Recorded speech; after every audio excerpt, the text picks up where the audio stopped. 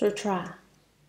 Maitreya, it should be known, could the Bodhisattva Wanderer's light have been anyone else, I myself was he, and the Bodhisattva seeker of fame was you yourself. Commentary. Maitreya, it should be known, could the Bodhisattva Wanderer's light have been anyone else? Do you know who he was? He wasn't anybody else but who I myself was he. He was just me, Manjushri Bodhisattva. Do you remember? And the Bodhisattva seeker of fame, just who was he? You yourself. You Maitreya Bodhisattva. You were the one who sought fame and profit. But now you improved yourself a lot and made a lot of progress compared to the way you used to be. Sutra. The portents now seen do not differ from those, and so, in my estimation, today the third come one is about to speak a great Vajra Sutra called the Wondrous Dharma Lotus Flower, a Dharma for instructing Bodhisattvas of which the Buddha is protective and mindful.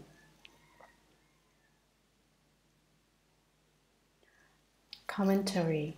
The portents now seen. When Maitreya Bodhisattva heard Manjushri Bodhisattva give away his previous identity as the Bodhisattva who sought fame, he had already gotten rid of his mark of self. Consequently, he wasn't embarrassed and didn't feel, "All you do is talk about my bad points, you really rude." He didn't think that way at all. Manjushri Bodhisattva said to him, "I now see Shakyamuni Buddha emitting the white hair mark light, along with the other portents, 6 in all, and they are just the same as those previously manifested by the Buddha brightness of sun moon lamp. They do not differ from those. Those refers to the portents manifested by the Buddha sun moon lamp brightness.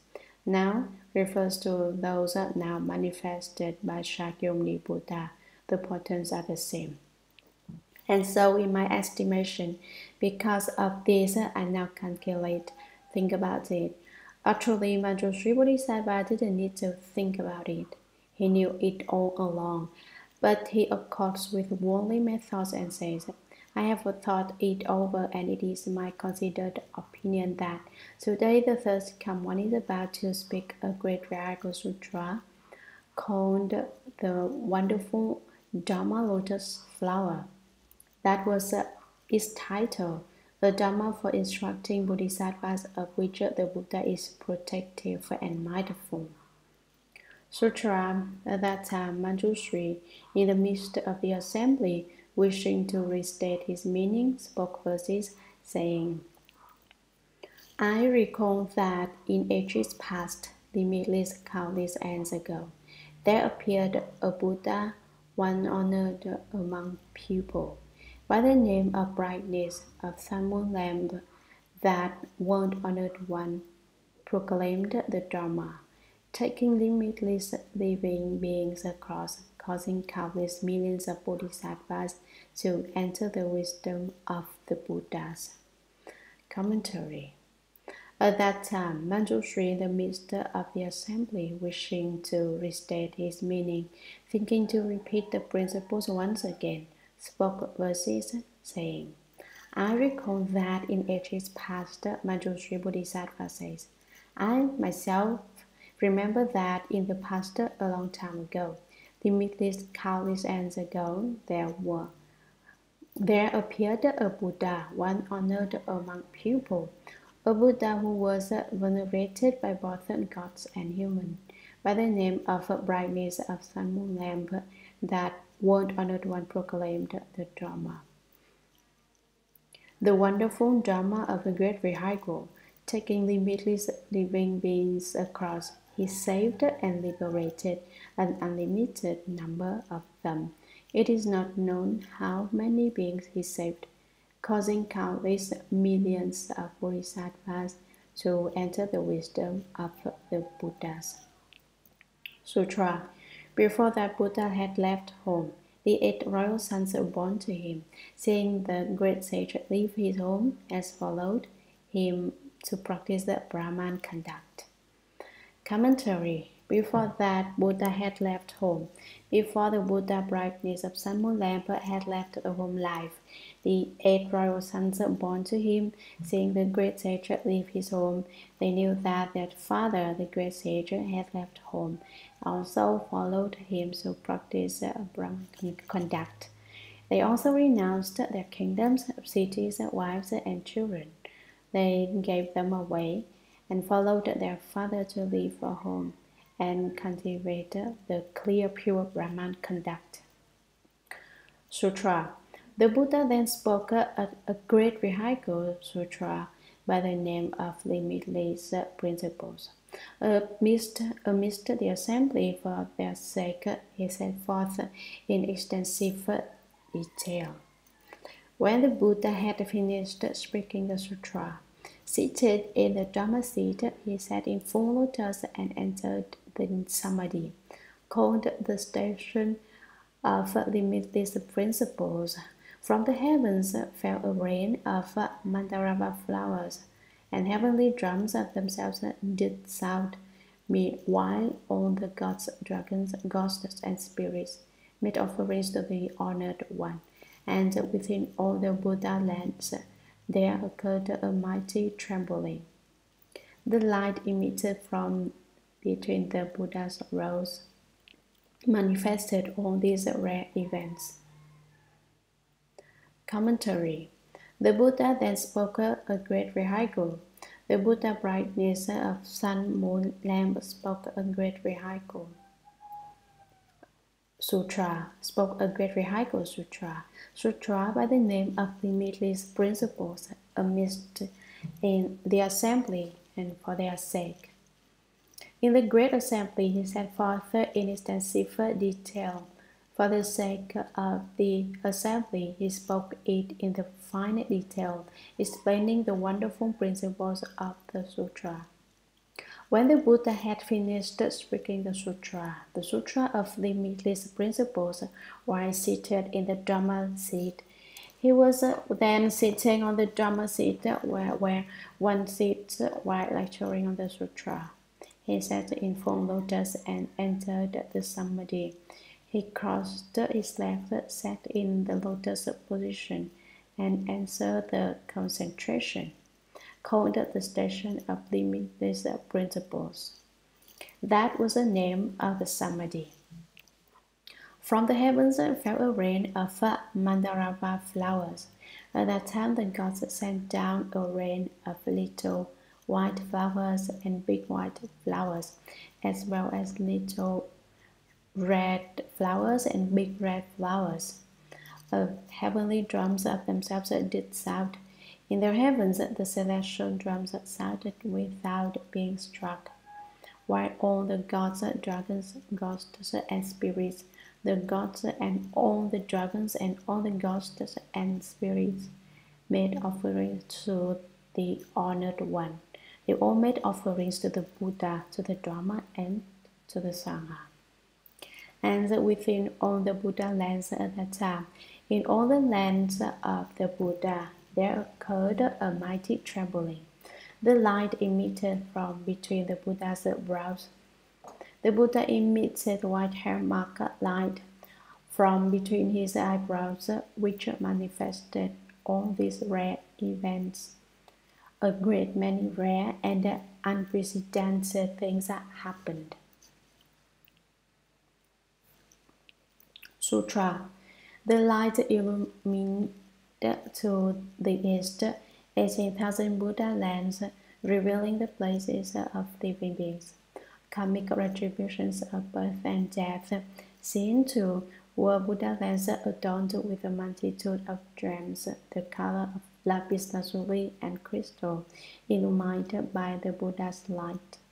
7 as well were gods and people, dragons, spirits, and yaksha, oths, gandharvas, and kinnaras.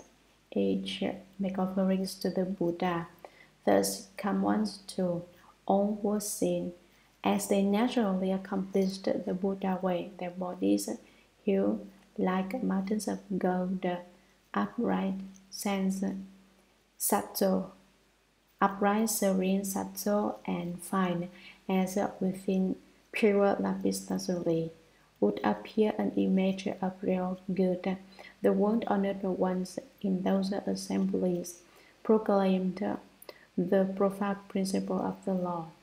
In all the Buddha's lands, when Shravaka hostess uncountable, were Shravaka hostess uncountable. Through the illumination of the Buddha's light, those assemblies all were fully seen. There will also be Bhikshus who dwelt within the mountain groves, vigorously upholding the pure precepts, as if guarding brilliant palms. Also seen were bodhisattvas practicing giving, patience, and so forth, their number like the Ganges sands, illumined by the Buddha's light. Seen too were bodhisattvas who had deeply entered dhyana samadhi, with their bodies and minds still and unmoving. They sought away and pressed. Bodhisattvas too were seen who knew the mark of Dharma's extinction. Each one within his Buddha land spoke Dharma, seeking the Buddha's path. Commentary.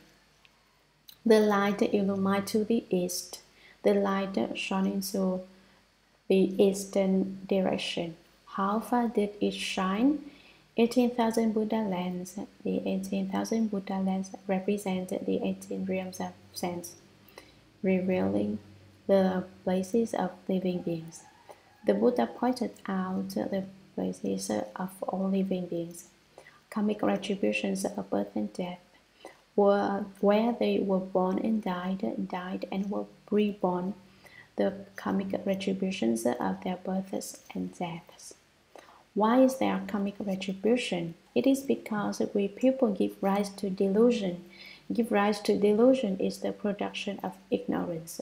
Once there is ignorance, then there is karmic activity and karma is created. After karma has been created, one necessarily undergoes retribution. In the light of the Buddha, these various circumstances appeared. Seen too were Buddha lands adorned. Some people saw other Buddha lands decorated with a multitude of gems. Various kinds of treasures were used to ornament Buddha lands. The color of lapis lazuli and crystal. Some of the lands were adorned with lapis lazuli and others with crystal, illuminated by the Buddha's light. It was through the illumination of the Buddha light and that these things were revealed. Seen as well were gods and people. Not only were all the lands with their splendid and beautiful adornments seen, but also seen were all the gods in the heavens, dragons, spirits, and yasha gods. The dragon were there, and the spirits and the ghosts, and so forth. Gandharvas and Kinnaras, the two classes of musical spirit, each making offerings to the Buddha. The gods, dragons, and the rest of the Eightfold Division also brought forth their hearts to present offerings and make offerings to the Buddha. Thus come once too, all were seen. Also seen were all the Buddhas in other lands as they naturally accomplished the Buddha way. They brought forth the Bodhi heart, good in the beginning, good in the middle, and good at the end, right up until he became Buddhas, naturally realizing the Buddha path. Their bodies healed like mountains of gold. Their bodies were the color of golden mountains, the color of burnished purple gold, upright, serene, subtle, and fine. The Buddha has 32 marks and is a minor characteristic and is very majestic and fine. as within pure lapis lazuli. You just make within a pure cylinder of lapis lazuli would appear and emerge of real gold. The world honored ones in those assemblies, all the limitless Buddhas in the assemblies in the other Buddha lands proclaimed the profound principle of the law. They set forth and make known the extremely deep purport of the Dharma in all the Buddha's lands. In all the Buddha lands is another world, where Shravaka hosts uncountable through the illumination of the Buddha's light. Because the Buddha brightness of sun moon lamp emitted the white hair mark light, illumining then those assemblies, all were fully seen. There were also bhikshus there were those who had left home, bhikshus and bhikshunis dwelling within the mountain groves. They lived in the mountains, deep in the woods, in secluded valleys, places where no one ever vigorously upholding the pure precepts. They were vigorous day and night. Day and night they never rested. In what way were they vigorous? They forgot about eating. They forgot about sleeping. They forgot about wearing clothes. What did they think of? They only thought to cultivate the way with vigor. They were perpetually vigorous in the 6 periods of the day and night, always vigorous. What are the 6 periods of the day and night?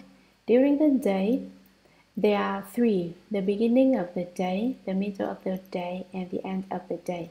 During the night, there are also 3, the beginning of the night, the middle of the night, and the end of the night. In the 6 periods of the day and night, they cultivated. Then they vigorously upheld the pure precepts, the clear, pure, precious precepts, as if guarding brilliant pearls. They kept the clear, pure, brilliant Vajra precepts, just like the dragon stands guard over his dragon pearl. Those who have left home, who uphold the precepts 1%, have a 1% of light. Those who hold them 10%, then 10% of life. If you hold them in full 100%, you will have 100% of light. The light is produced through the precepts, through samadhi, and through wisdom. If you don't hold the precepts, you will have no light. If you would like to have light, you must hold the precepts. Cultivating is not simply done to obtain light, but even up to the realization of Buddhahood. Unless you keep the precepts, you won't be able to realize the Buddhahood. Therefore, if you would like to become a Buddha, you must keep the precepts. That precepts are the most important thing.